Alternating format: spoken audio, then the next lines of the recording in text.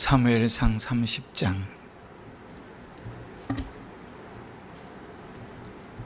6절로 8절까지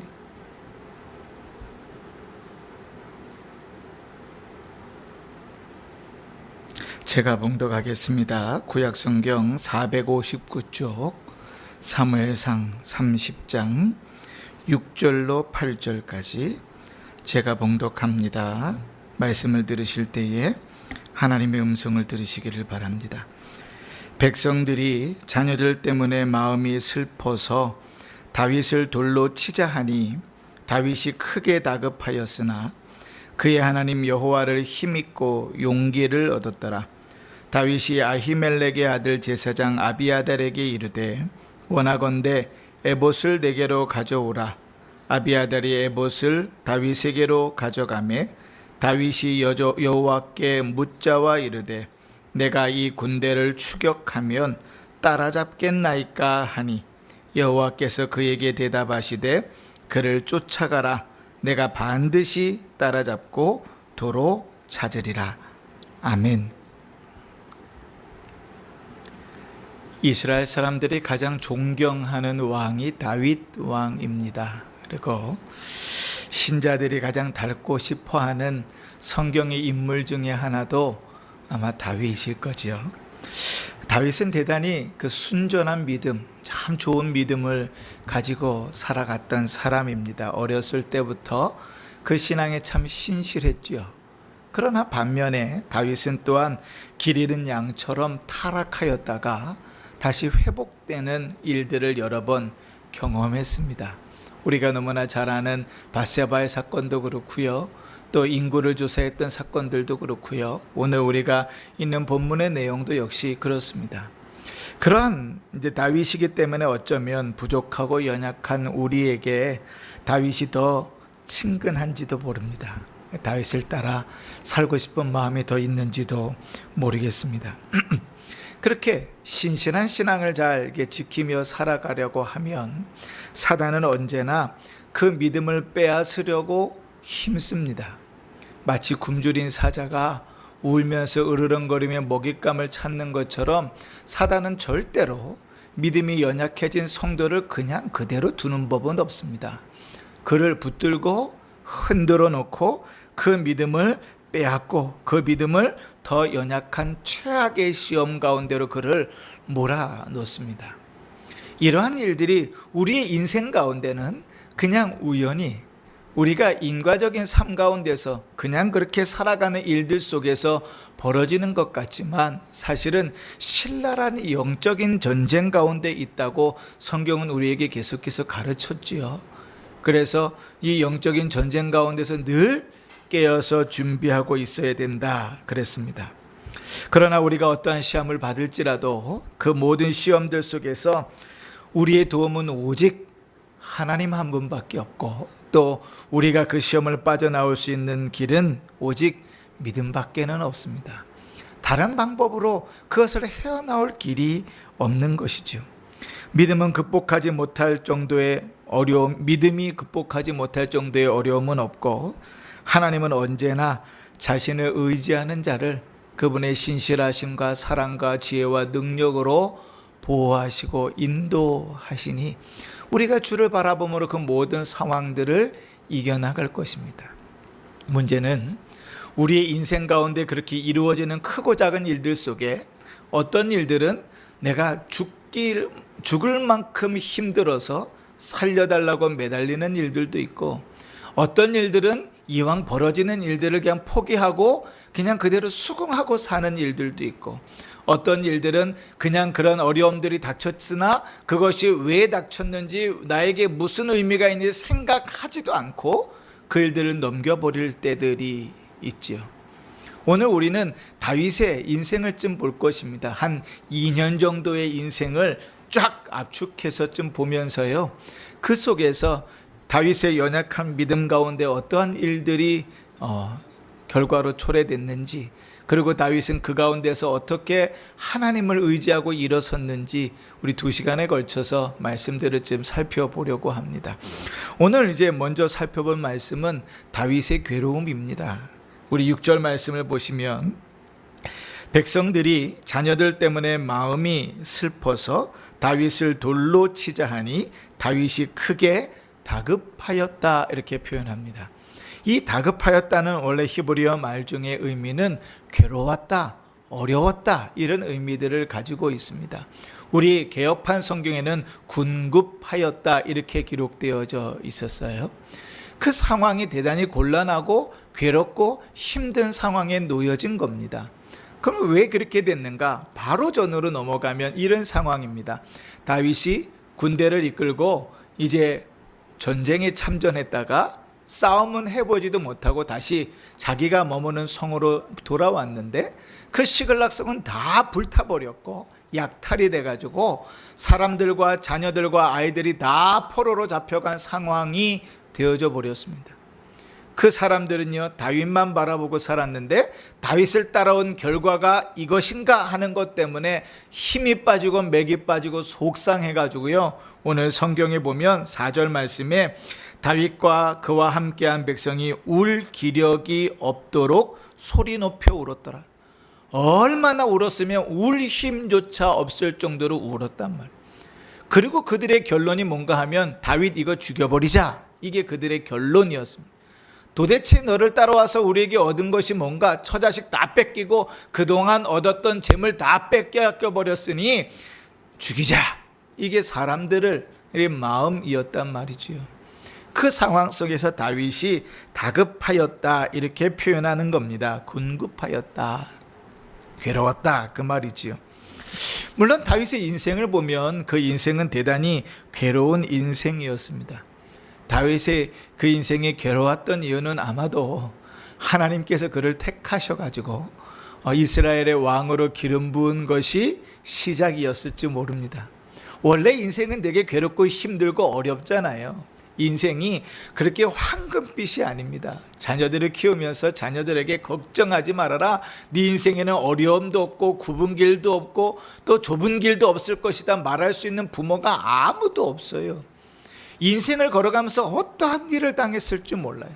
승승장구를 하던 사람들도 여러 번 무너진 경험이 없이 그렇게 일어난 사람이 없거든요. 인생은 늘 굽이굽이 좁은 길이고 굽어가는 길이고 어려움 가운데 있는 길이잖아요. 그런데 다윗이 만난 어려움도 그냥 그러한 어려움이라 라고 치부해버리기에는 그의 인생에 치명적인 문제가 있습니다. 그가 믿음이 연약했을 때 행했던 그 시발점인 결과 하나가 결국은 지금 이러한 상황을 맞닥뜨리는 시작이 되었던 거예요. 그러면 그가 믿음이 연약했을 때 했던 일이 뭔가? 다윗이요, 사울 왕으로부터 도망을 다니는데 이유도 제대로 알지 못하고 도망을 다닙니다. 그냥 도망 다니는 게 아니라 잡히면 죽는 도망을 다니는 거예요. 여러분 한번 생각해 보십시오. 일개 개인이 한 나라의 왕을 상대로 도망을 다닌다는 것은 쉽지 않습니다. 요즘처럼 카메라나 CCTV나 인터넷이나 핸드폰이 잘 되어져 있지 않다 하더라도, 그죠? 일국의 왕으로부터 도망 다니는 일이 쉬웠겠습니까? 하나님의 특별한 보호하심이 아니었다면 그는요, 그 모든 도망에서 살아날 길이 없습니다. 지금도 한번 생각해 보세요. 대통령이 그 모든 정보력과 경찰력과 군사력을 동원해 가지고 저 한 사람을 찾는다고 생각해 보십시다. 제가 며칠이나 도망 다닐 수 있을 것 같습니까? 하루도 못 버틸 거예요. 그지? 우리나라에선 잡고자 하면 80% 이상을 다 잡는다 그러잖아요. 범인은 CCTV가 너무 잘 돼 있어 가지고. 그지? 그러니까 대통령이 찾겠다 그러면 아마 하루 안에 금방 찾아줄 거예요. 그렇게 발전되지 않았어도 하나님의 특별하신 보호하신 가운데서 잡히지 않고 도망을 다녔는데 그 도망 다니는 길이 하나님의 특별하신 보호 가운데 있다 할지라도 쉬웠겠냔 말이에요. 얼마나 어렵고 힘들었을까요? 그 길이 얼마나 외롭고 괴로웠을까요? 그를 따르는 사람들이 600명이나 되었다 할지라도 사실 몸집이 불어나는 것이 더 부담이면 부담이지 도망다니는 사람에게는 이익은 아니거든요. 그러니 도망다니는 삶이 얼마나 힘들고 지쳤겠어요. 그 상황은 충분히 이해가 됩니다. 그런데요, 다윗이 그러한 이해가 되는 상황 가운데서 믿음이 함께 연약해졌다는 사실을 우리는 기억해야 됩니다. 왜 그가 믿음이 연약해졌다고 생각하는가? 그가 블레셋 땅에 들어갈 때 하나님 앞에 묻지 않았기 때문에 그래요. 여러분, 다윗은 언제나 하나님께 묻고 움직이는 사람이었습니다. 전쟁할 때에도 어떠한 일을 할 때도 하나님께 물었습니다. 물론 물을 필요도 없이 하나님을 모독하는 일과 하나님을 욕먹이는 일에 대해서는 기도할 이유도 없었어요. 골리앗과 싸움을 싸우러 나갈 때 하나님, 제가 골리앗과 싸움은 이기겠습니까? 지겠습니까? 기도하고 응답받아서 골리앗과 싸우러 나간 것이 아니에요. 그가 말하는 그 막말이 하나님 보시기에도 하나님은 모독하는 일이고 하나님 기뻐하시지 않는 일이라는 것을 너무나 명확히 알았기 때문에 기도할 이유도 없었어요. 그냥 그와 싸우러 나갔을 뿐이에요. 그러나 다윗의 인생을 보면요, 그의 인생은 늘 하나님께 기도하고 묻고 움직였던 인생이었습니다. 그런데 다윗이 무너졌던 그 시기에는 100% 그는 하나님께 기도하지 않았습니다. 한 번도 묻지 않고 갑니다. 오늘도 마찬가지죠. 우리 성경을 조금 넘겨서 사무엘상 27장을 한번 볼까요? 27장 1절을 보시면 그때의 상황이 이렇게 기록됩니다. 다윗이 그 마음에 생각하기를 내가 후일에는 사울의 손에 붙잡히리니 블레셋 사람의 땅으로 피하여 들어가는 것이 좋으리로다. 사울이 이스라엘 온 영토 내에서 다시 나를 찾다가 단념하리니 내가 그의 손에서 벗어나리라 하고, 이게 다윗의 마음이었습니다. 도망다니는 일이 너무 힘들었다는 것 이해합니다. 그 일이 참 괴롭고 어려웠다는 사실도 이해합니다. 그런데 이 중요한 문제 앞에서 그가 기도하고 하나님께 묻고 그 일을 행하지 않았어요. 그 말은 다른 말로 하면 그의 신앙이 바닥에 떨어져 있었다는 말을 의미합니다. 우리는 여기서 한 가지를 짚어봐야 됩니다. 우리의 삶이 곤고하고 힘들 때, 우리의 육체가 연약할 때 그 신앙을 든든하게 지키고 있다는 것은 대단히 큰 은혜입니다. 몸이 힘들고 어렵고 상황과 여건이 어려워질 때 우리의 신앙도 같이 떨어져 나가기 시작합니다. 그 상황 가운데서 신앙까지 바닥을 치면 더 이상 거기서는 소망을 찾을 수가 없는 거예요. 그런데 다윗은 신앙을 바닥치고 있는데 그의 머리를 다 쥐어짜 가지고 낸 지혜가 뭐였냐면 블레셋으로 도망가자였습니다. 망명가자. 그의 생각은 이런 것이에요. 우리가 블레셋 땅으로 도망가면 그 사울 왕이 정보력으로 이렇게 조사해 가지고 블레셋 국경을 넘어갔다는 사실이 확인되걸랑 이제는 찾지 않겠지, 그렇게 생각했습니다. 그리고 그 생각은 아주 정확하게 적중했습니다. 그래서 성경에 보면 27장 4절에 보면 이렇게 기록해요. 다윗이 가드에 도망간 것을 어떤 사람이 사울에게 전하매 사울이 다시는 그를 수색하지 아니하니라. 사울의 지혜가 정확하게 먹혀들었습니다. 사울이 더 이상 그를 죽이려고 찾지 않았거든요. 그리고 그는 블레셋 땅에 들어가서 16개월을 살게 되는 것입니다. 그 일이 참 순조롭게 진행되는 것 같아요. 시글락이라는 성도 없고 자기를 따르는 600여 명의 사람들이 1년 4개월 동안을 거기서 머물러 살았으니까요. 그 일이 얼마나 순조롭게 잘 진행됩니까? 생각하기를 이런 거예요. 야, 역시 내가 그때 그렇게 하길 잘했다. 야, 내가 역시 그때 그렇게 결정하기를 잘했다. 야, 내가 역시 그때 이 블레셋을 망명하기로 결정했던 것은 정말 잘한 행동이었다라고 생각한 거죠. 그런데 여러분, 그 결과가 어떻게 됐죠? 자기의 생명을, 자기를 그렇게 열심히 따르던 자들이 죽이려고 하는 상황에 놓여져 버렸습니다. 처자식을 다 빼앗겨 버리고 재산도 다 빼앗겨 버리고 머물 집까지 다 홀라당 불탄 상황이 되어져 버렸습니다. 그러면 다시 물을게요. 그때 다윗이 결정하고 블레셋으로 망명한 그 지혜가 정말 잘한 일입니까? 신앙이 밑바닥 가운데 떨어져서 그 중대한 일을 결정하는데 하나님 앞에 기도하지도 아니하고 자기의 지혜로 결정한 일이 정말 잘한 일이었는가 말이지요. 아니요. 그 일은 최악의 일이었습니다. 여러분, 우리가요 기도하지 않고 일들을 걸어갈 때 그 일들이 잘 될 수도 있습니다. 얼마든지 잘 될 수 있어요. 그러나 하나님께서요 그 길이 얼마든지 잘된 길로 인도해 가지 않으십니다. 어떨 때 하나님이 기뻐하시지 않은 길일 때요. 근데 우리는 그런 생각을 하지 않습니다. 시작하는 단계에서부터 기도하고 그 일을 걸어가야 되는데 기도하지 않고 결정하고 그 일을 걸어갑니다. 내 지혜를 의지하고 내 마음을 의지해서 그렇게 결정하고 갑니다. 여러분, 우리의 삶 가운데 그런 일들이 얼마나 많아요. 그죠? 진로를 결정할 때, 결혼을 결정할 때, 중요한 일들을 결정해 나갈 때, 여러분, 그 일들을 결정하기 앞서서, 그 일들을 생각하기 앞서서 하나님 앞에 먼저 기도하는 씨름이 있는가? 그 일은 대단히 중요한 일입니다. 왜냐하면 내가 지금 결정하고 걸어가려는 일이 아주 잘못된 일일 수도 있다는 것을 내가 그 순간에는 캐치하지 못하기 때문에 그래요. 그렇고 인생을 잘 살았습니다. 1년 4개월 동안 사는 그 삶들은 전혀 문제가 없었어요. 먹고 사는데 전혀 문제가 없었어요. 그런데 결국은 그것이 발목을 잡아버립니다. 사랑하는 성도 여러분, 그래서 성도는 모든 일에 기도함으로 시작하고 기도함으로 끝나는 겁니다. 계획하는 단계에서부터 하나님을 의지하는 자는, 믿음이 있는 자는 기도하고 시작하는 겁니다. 어떠한 직장이 주어졌어요? 그러면 하나님, 내가 이 직장으로 가는 것이 좋겠습니까? 기도하고 시작하는 거예요. 어떠한 일들을 계획하고 걸어갑니다. 그럼 주님, 내가 이렇게 계획하고 기도하고 있는 일들이 맞습니까? 인도해 주십시오. 기도하고 시작하는 겁니다.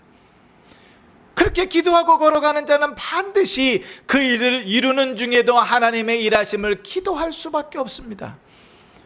그리고 그 모든 일들이 마무리됐을 때 그는 감사의 기도로 하나님께 드릴 수밖에 없는 것이죠. 문제는 뭡니까? 기도하지 않습니다.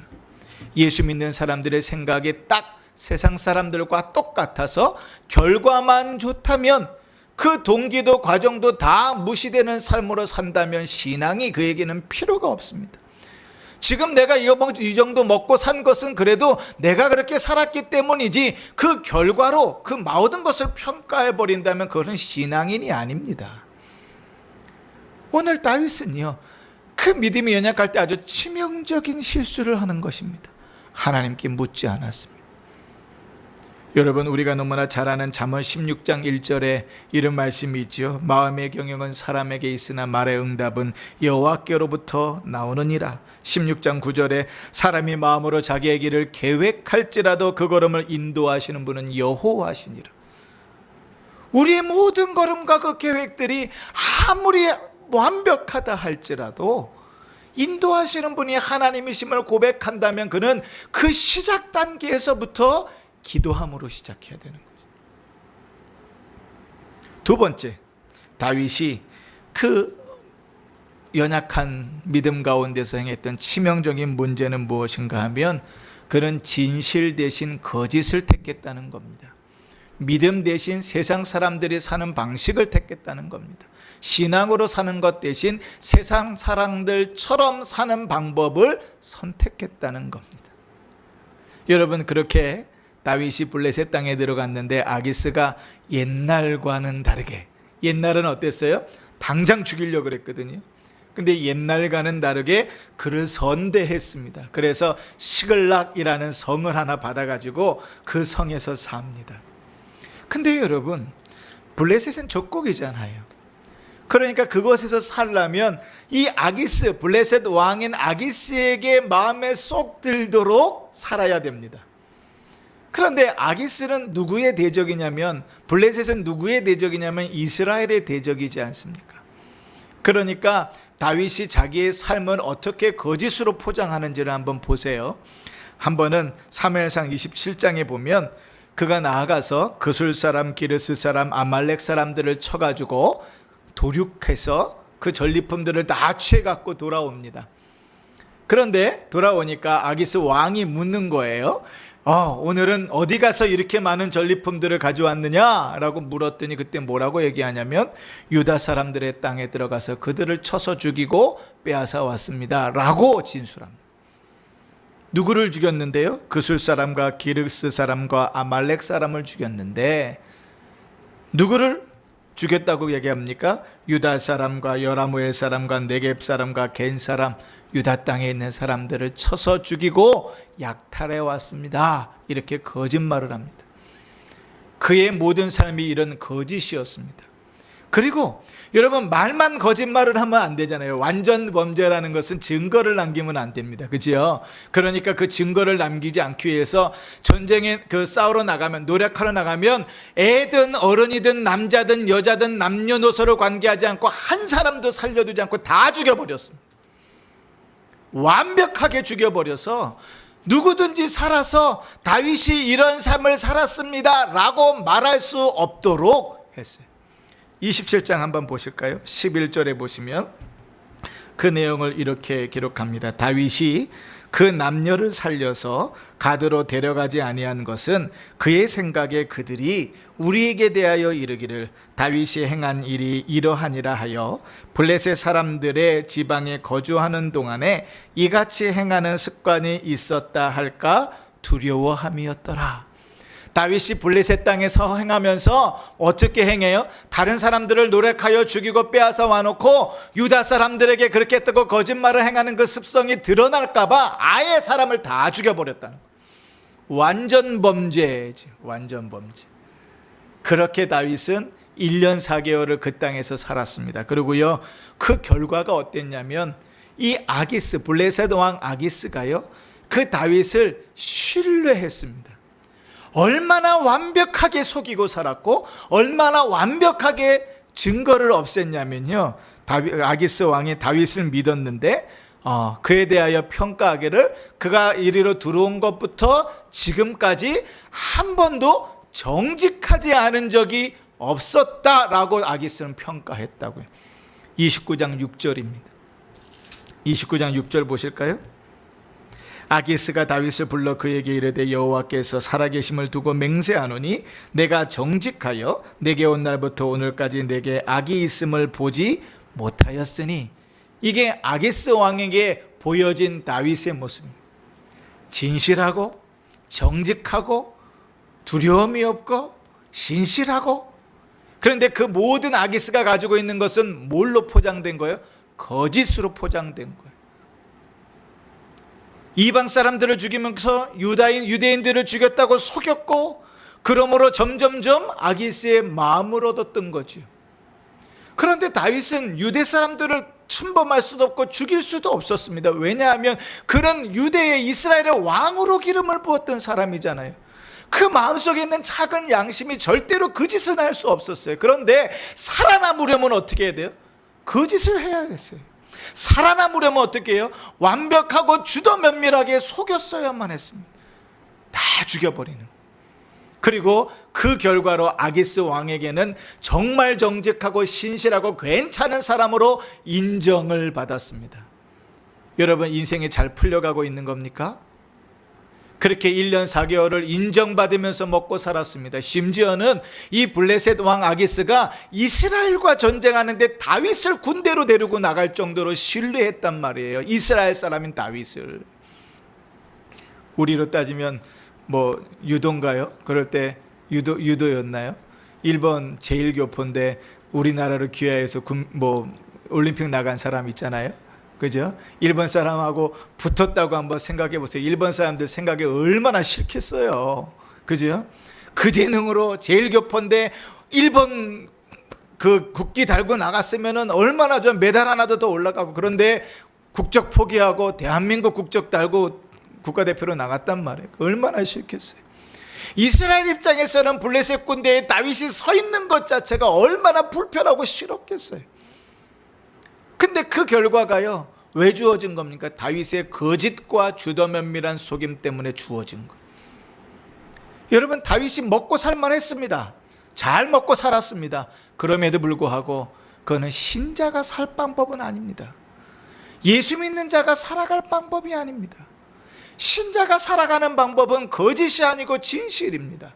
신자가 살아갈 방법은 세상적인 방법이 아니라 믿음으로 사는 것입니다. 신자가 살아가는 방법은 내 힘을 써서 노력하는 것이 아니라 하나님을 의지하고 살아가는 것입니다. 그게 성경이 누누이 우리에게 가르치는 바잖아요. 그런데 다윗은 그것을 다 버렸다고. 사람들에게 인정받고 그 땅에서 삶에 평안했고 먹고 사는 데 문제가 없었는데 결국은 어떤 일을 당합니까? 하나님이 매를 드셔가지고 시글락이 다 불타고 처자식은 다 포로로 잡혀가고 재물은 다 빼앗기는 상황까지 놓여지고 내 주위에 나를 따르던 이들은 나를 죽이겠다고 달려드는 상황까지 놓여져 버렸다고요. 신자가 신자답게 살 때 그때 비로소 조력이 나는 겁니다. 여러분, 예수 믿는 사람들을 세상 사람들이 어떨 때 부러워하고 어떨 때 그들을 두려워한다고 생각하세요? 돈을 많이 벌면 예수 안 믿는 사람들이 예수 믿는 사람들을 부러워할 것 같습니까? 아니요. 안 믿는 사람들이 돈이 훨씬 더 많습니다. 예수 믿는 사람들이 높이 올라가면 안 믿는 사람들이 그들을 부러워하고 그 신앙 가진 것을 부러워할 것 같습니까? 아니요. 예수 안 믿는 사람들이 훨씬 더 높이 올라갑니다. 예수 안 믿는 자들이 신자를 부러워하는 것은 예수 안 믿는 자들이 예수 믿는 자를 부러워하고 존경할 때는 딱 한 번밖에 없습니다.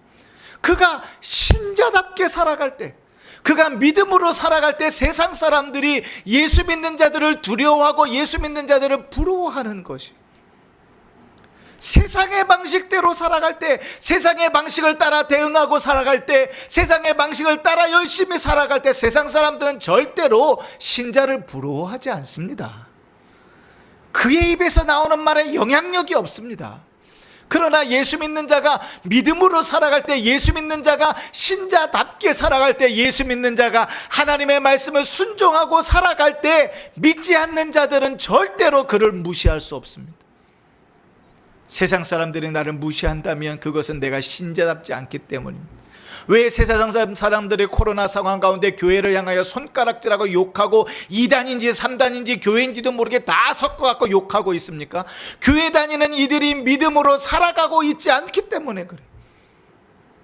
정치하는 사람들 중에 얼마나 기독교인들이 많아요. 장로들이 수두룩한데도 불구하고 왜 그렇게 교회가 욕을 먹습니까? 그들이 그 자리에서 믿는 자로 살아가지 않기 때문에 그래요.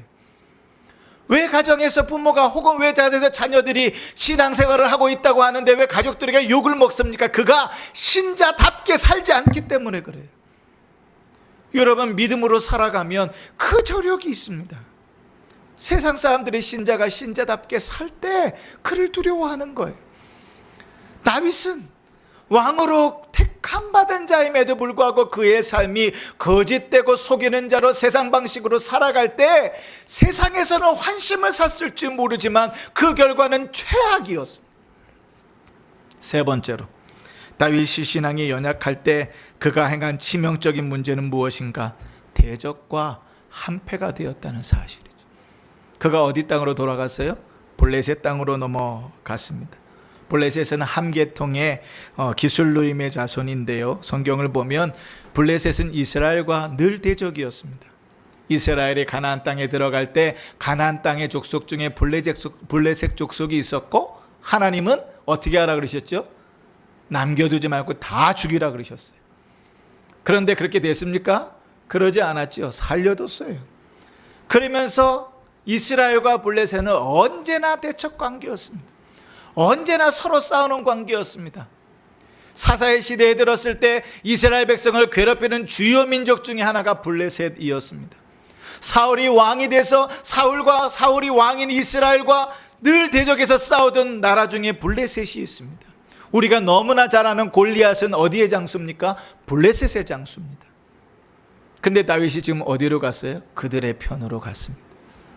가지 말아야 될 길로 걸어갔습니다. 서 있지 말아야 될 자리에 섰습니다. 그러므로 그 일은 아무리 형통하다 할지라도, 아무리 잘 된다 할지라도 그 일은 옳은 일이 아닙니다. 우리가 너무나 잘 아는 시편 1편 있잖아요. 거기에 하나님은요 분명히 악인의 길과 의인의 길을 명확하게 나누십니다. 시편 1편 1절에 이렇게 말씀하시죠. 복이 있는 사람은 악인의 꾀를 따르지 아니하며 죄인의 길에 서지 아니하며 오만한 자리에 앉지 않는다. 이게 복 있는 사람 의인의 방법입니다. 그러면 그런 방법으로 뜨면 다윗은 의인의 방법입니까? 의인의 모습입니까? 죄인의 모습입니까? 악인의 모습입니까?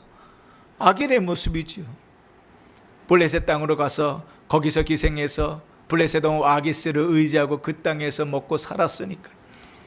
사랑하는 성도 여러분, 우리는 뭐든지 할 수 있습니다.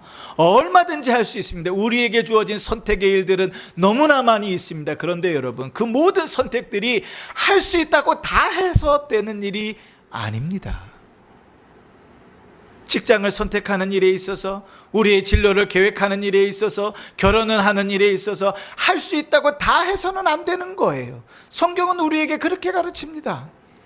시작부터 그 일을 계획할 때부터 하나님 앞에 무릎을 꿇고 시작하는 이유는 하나님이 원하시는 그 길을 걸어가기 위함입니다.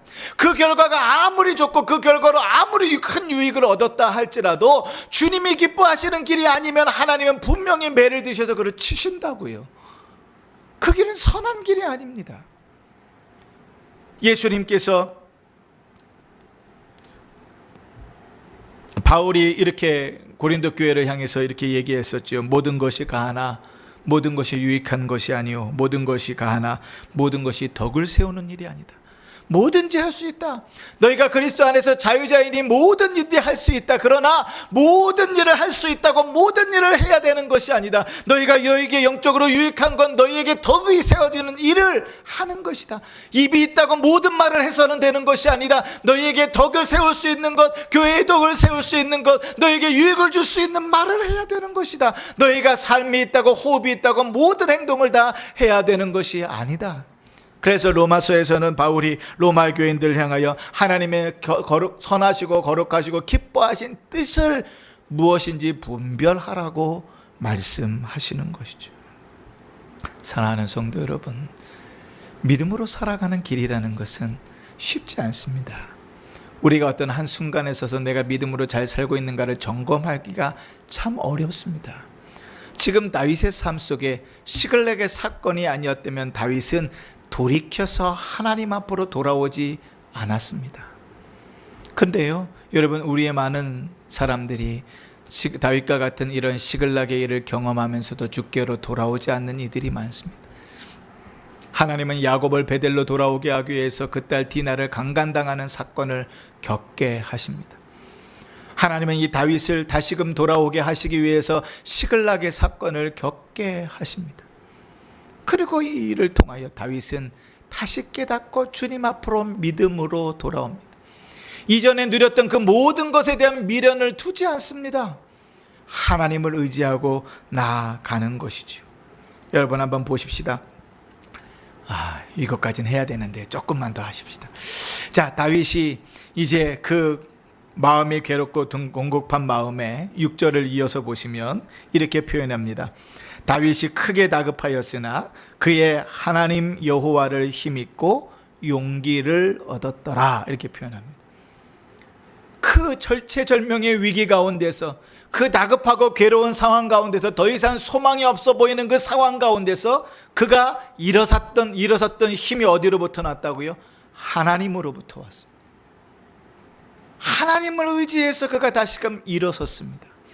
근데 여러분, 이 다윗의 요 한마디가요, 얼마나 큰 결단인가 하면, 다윗이 그때 인간적인 마음을, 2년 전과 같이 인간적인 마음을 품으려면 얼마든지 품을 수 있었습니다.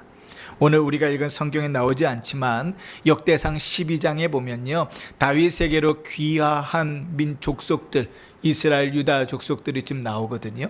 그런데 특히 12장 19절 20절에 보면요, 이런 말씀이 있습니다. 제가 한번 읽어볼게요. 다윗이 전에 블레셋 사람과 함께 가서 사울을 치료할 때에 므낫세 지파에서 두어 사람이 다윗에게 돌아왔으나 다윗 등이 블레셋 사람들을 돕지 못하였음은 블레셋 사람들의 방백이 서로 의논하고 보내며 이르기를 그가 그의 왕 사울에게로 돌아가리니 우리 머리가 위태할까 하노라 함이니라.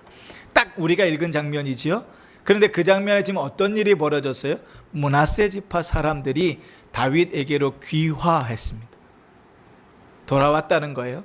이스라엘과 블레셋이 대치해서 싸우는 상황 가운데 므낫세 지파 사람들이 돌아왔습니다. 근데 20절에 보면 므낫세 지파 사람들 중에 돌아온 사람의 이름을 기록하는데 7명이고 그 사람들이 다 천부장이라고 말합니다. 그러면 여러분 상식적으로 생각해 보세요. 천부장은 몇 명의 군대를 거느리고 있는 사람인가요? 그렇죠. 1000명의 군대를 거느리고 있는 사람. 전쟁에 나온 천부장이 다윗에게로 귀화했다면 적어도 상식적으로는 그 군대를 다 데리고 귀화했을 가능성이 있죠. 그럼 다윗의 군대는 몇 명이 순식간에 늘었습니까? 7000명이 늘었습니다. 시글락에 있었던 군사는 몇 명이었어요? 600명이었어요. 자, 그런데 또 하나. 그런데 그 7000명이 다 넘어온 것 같지는 않아요. 최소한 7명이 넘어온 것이고, 천부장들만, 아니면 거기서 그를 따르는 몇몇 사람들이 함께 넘어왔을 것입니다. 중요한 건 뭐냐면 그들은 그 므낫세 지파 사람들은 시글락에 재산도 없고 처자식도 없어요. 그렇게 전쟁에서 돌아가 시글락으로 돌아가는데 모두가 다 울고, 모두가 재산을 빼앗긴 것으로 처자식이 잡힌 것으로 울 힘이 없을 정도로 울었는데 그 상황에서 울지 않을 수 있는 사람은 누구죠? 이 7명의 사람들이. 그들이 사람을 데리고 왔다면 7명을 중심으로, 장관 7명을 중심으로, 장군 7명을 중심으로 군대가 있었겠죠. 다윗은 얼마든지 자기를 따르던 600명의 사람들이 자기를 죽이려고 할 때에 그들의 세를 모아서 그들과 대적해서 제압해 버릴 수 있었어요. 얼마든지 그럴 수 있었어요.